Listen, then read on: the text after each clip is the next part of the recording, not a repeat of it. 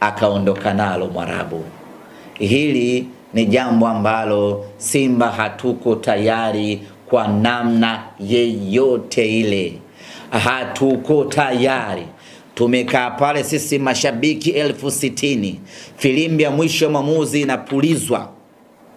Anakwenda kukabidhiwa ubingwa RS Berkane. Hii yatakuwa ni matusi makubwa mno. Ilifanyika 93, haipaswi kujirudia mwaka 2025. Tunataka kwenye kutoa medali pale, sisi tu wa mwisho kwenye kuvishwa medali. Maana mshindi wa pili anakuwa kwanza kuvaa medali. Tunataka hiyo tarehe 25 sisi tu wa mwisho aanze kuvishwa medali Berkane ambaye ni mshindi wa pili. Baada hapo aje mnyama kuja kuvishwa medali. Kuna kuaga na medali za aina mbili. Kuna medali ya shaba na medali ya dhahabu. Tarehe 25 sisi tunataka kuvaa medali ya dhahabu.